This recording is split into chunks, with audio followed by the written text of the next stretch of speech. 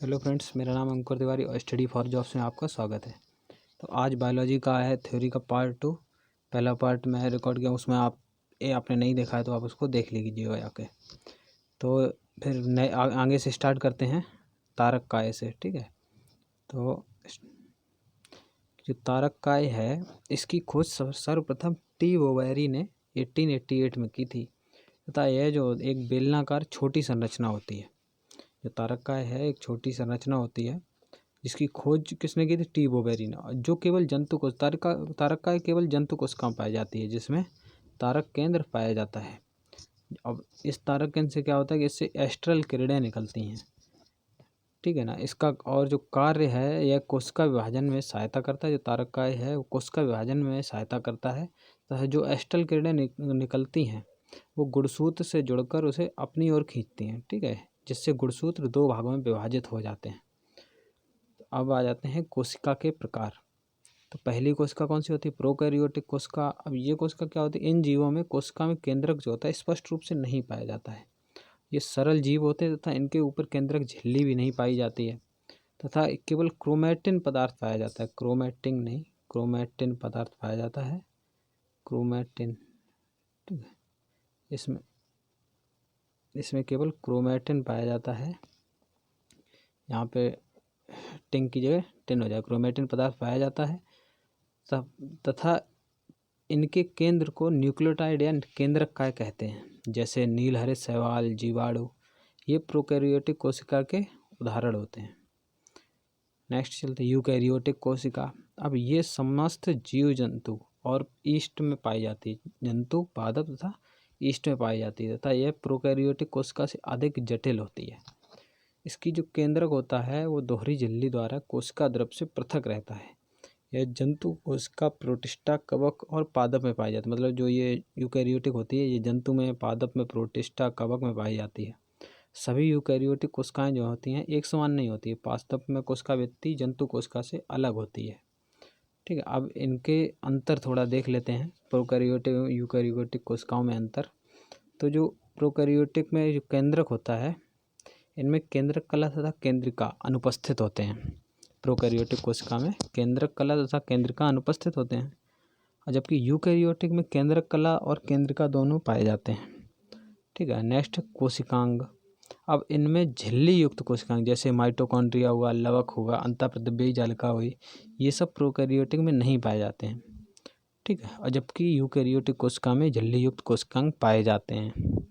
Ribosome. अब prokaryotic कोशिका में 70S प्रकार के जो राइबोसोम होते हैं वो पाए जाते हैं, जबकि यूकैरियोटिक में 80S प्रकार के राइबोसोम पाए जाते हैं।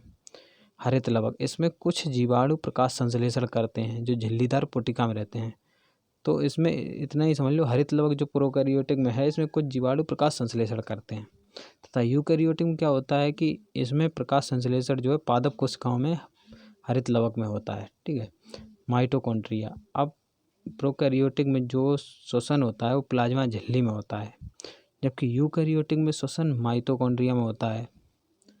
नेक्स्ट आ जाती है कोशिका भित्ति। इनमें कोशिका भित्ति नहीं पाई जाती। जो प्रोकैरियोटिक कोशिका होती हैं इनमें कोशिका भित्ति नहीं पाई जाती है, जबकि यूकैरियोटिक में कोशिका भित्ति पाई जाती है। किस में क्या क्या पाई जाती है वो मैंने पिछले वीडियो में बताई है कि मतलब जीवाणु में कौन सी पाई जाती है, पादप में कौन सी पाई जाती है, प्रोटिस्टा में कौन सी पाई जाती है। ठीक है, रिक्तिका। इसमें रिक्तिका नहीं पाई जाती प्रोकैरियोटिक में, जबकि यूकैरियोटिक में रिक्तिका पाई जाती है। नेक्स्ट है जनन। तो जो प्रोकैरियोटिक है इनमें लैंगिक जनन नहीं होता है। ठीक है ना, इनमें लैंगिक जनन नहीं होता है, जबकि यूकैरियोटिक में लैंगिक जनन उपस्थित होता है। गुणसूत्र। अब प्रोकैरियोटिक में गुणसूत्र एक पाया जाता है केवल, जबकि यूकैरियोटिक में एक से अधिक गुणसूत्र पाए जाते हैं। कोशिका विभाजन। अब प्रोकैरियोटिक में जनन कोशिका विखंडन तथा मुकुलन द्वारा होता है, जबकि यूकैरियोटिक में जनन जो है समसूत्री विभाजन या अर्धसूत्री विभाजन द्वारा होता है। कोशिका चक्र। कोशिका चक्र जो है 20 से 60 मिनट अनुपस्थित रहता है प्रोकैरियोटिक में, जबकि यूकैरियोटिक में 12 से 24 घंटे उपस्थित रहता है। ठीक है, नेक्स्ट चलते हैं जंतु और पादप कोशिका में क्या अंतर होता है ये देख लेते हैं। जंतु कोशिका में जो झिल्ली संगठन होता है वो जंतु कोशिका के ऊपर कोशिका भित्ति में नहीं पाई जाती है, जबकि पादप कोशिका के ऊपर सेलुलोज की बनी कोशिका भित्ति पाई जाती है। केंद्रक काय जंतु कोशिका में पाया जाता है, जबकि पादप कोशिका में नहीं होता है।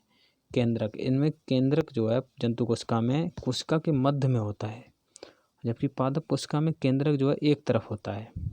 अंतःप्रद्रव्य जालिका जंतु कोशिका में सबसे अधिक मात्रा में होती है, जबकि पादप कोशिका में थोड़ा दूर दूर होती है। ठीक है। गुणसूत्र की बात करते हैं तो जंतु कोशिका में जो गुणसूत्र हैं वो छोटे होते हैं, जबकि पादप कोशिका में बड़े होते हैं। और ग्लाइऑक्सीसोम जंतु कोशिका में नहीं पाए जाते हैं, जबकि पादप कोशिका में पाए जाते हैं। कार्बोहाइड्रेट तो जंतु कोशिका में ग्लाइकोजन के रूप में संचित होता है। ये कहाँ संचित होता है? ये यकृत में संचित होता है। ठीक है। और पादप कोशिका में स्टार्च के रूप में संचित होता है। गोल्जी उपकरण, जटिल गोल्जी उपकरण तो उपस्थित होता है। ठीक है। जबकि पादप कोशिका में उपबॉडी डिक्टियोसोम पाई जाती है। सेंट्रोसोम, अब जंतु कोशिका में सेंट्रोसोम पाया जाता है, जबकि पादप कोशिका में सेंट्रोसोम नहीं पाया जाता है। लाइसोसोम, अब जंतु कोशिका में लाइसोसोम पाया जाता है, जबकि पादप कोशिका में लाइसोसोम नहीं पाया जाता है। और लवक, जंतु कोशिका में हरित लवक नहीं पाया जाता है, जबकि पादप कोशिका में हरित लवक पाया जाता है। इसकी हेल्प से क्या होता है? प्रकाश संश्लेषण होता है। रिक्तिका, इसमें जो जंतु कोशिका है छोटी और संख्या में अधिक होती हैं रिक्तिका, जबकि पादप कोशिका में रिक्तिका बड़ी संख्या में लेकिन कम होती हैं। माइटोकॉन्ड्रिया, अब जंतु कोशिका में माइटोकॉन्ड्रिया जो है वो ज़्यादा संख्या में पाए जाते हैं, जबकि पादप कोशिका में कम पाए जाते हैं। नेक्स्ट पे चलते हैं। ये है कि जंतु कोशिका और पादप कोशिका। ठीक है। यहाँ हमने अंतर समझा। यहाँ पे ये है जंतु कोशिका, ये जंतु कोशिका है और ये पादप कोशिका है। तो अब देखते हैं। अब गोल्जी उपकरण यहाँ पे है। ठीक है। गोल्जी उपकरण जो गोल्जी का है वो यहाँ पे है। चिकनी अंतःप्रद्रव्य जालिका भी है और केंद्रक ये रहा। ठीक है। केंद्रक आवरण जो है, और केंद्रक जो है अंदर, केंद्रक तो केंद्र में ही होगा। प्लाज्मा झिल्ली, तारक केंद्र और लाइसोसोम। प्लाज्मा झिल्ली ये रही, तारक केंद्र ये, और लाइसोसोम इधर। ठीक है। राइबोसोम कहाँ है? राइबोसोम भी दो पाए जाते हैं। माइटोकॉन्ड्रिया भी है इसमें, और खुरदरी अंतःप्रद्रव्य जालिका है, और कोशिका द्रव्य भी पाया जाता है। जबकि इसमें क्या क्या है? चिकनी अंतःप्रद्रव्य जालिका है जो कि दोनों में है। रिक्तिका, तो इसमें रिक्तिका है, इसमें नहीं है। ठीक है। कोशिका द्रव्य दोनों में है। हरित लवक इसमें पाया जाता है, इसमें नहीं है।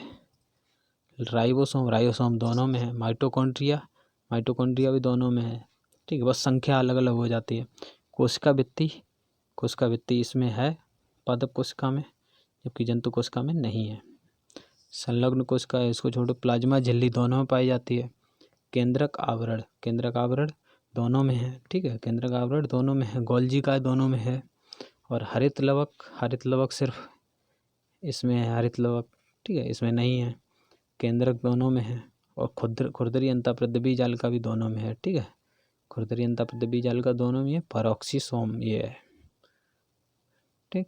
तो ये हो गया आज का टॉपिक बायोलॉजी का।